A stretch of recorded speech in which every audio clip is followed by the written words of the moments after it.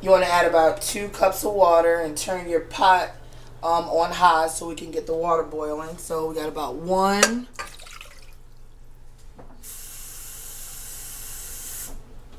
and 2 cups of just regular water. Some people like to use filter water. I just use tap water. No big deal. Then we want to wait for that to boil. And while we're doing that, I'm going to add about a cup of the actual flax seeds. And you can use these over again. Some people, you can get about 2 or 3 batches of gel out of this, but I typically don't, because flaxseed is relatively really cheap.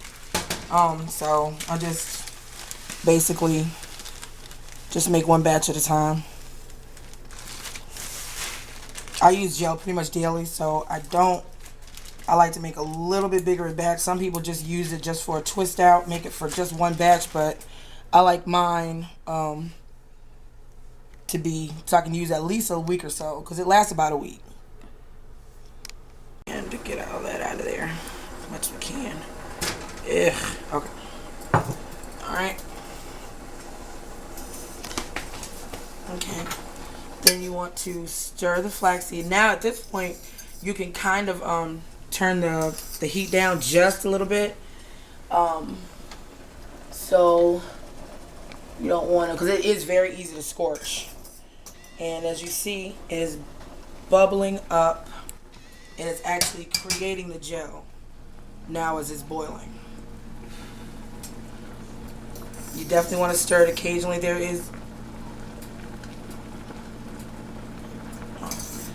You want to, this roughly takes about, you have to kind of eye it. Takes about, in total, maybe about 7 to 10 minutes to actually get to the consistency you want. Some people like it thinner, some people like it thicker. I do notice that it's kind of scorching a little bit. The flaxseeds are sticking to the bottom of the pot. So I'm going to turn this down just a little bit, but I'm going to keep my eye on it so the flax seeds don't stick to the bottom of the pot, and then it'll scorch.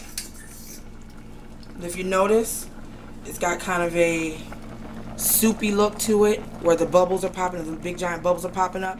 That's actually, in this white mist here, that is actually the gel being created right now. That's it looks like foam, but it's not. See the runny texture? See? And that's how you want it. And the longer it takes to leave the fork is how thick your gel is going to be. So you just want to keep on stirring it. And you have to remember too that the consistency you see on the fork, it will thicken up as it cools. So if you notice it's really, really thick on your fork, and you can go ahead and take it off of the pot, off the stove, because it is going to thicken up as it cools. Now that we've got into the consistency we like it at, which is mine is about like that right there.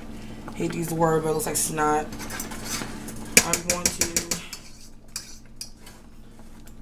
put it in a strainer first, and this is going to weed out. This is going to weed out a lot of the major seeds in it. We're still going to have some seeds in it, but this is going to get rid of some of the seeds in here at least. And we've got the majority. I'm going to stir some of this through,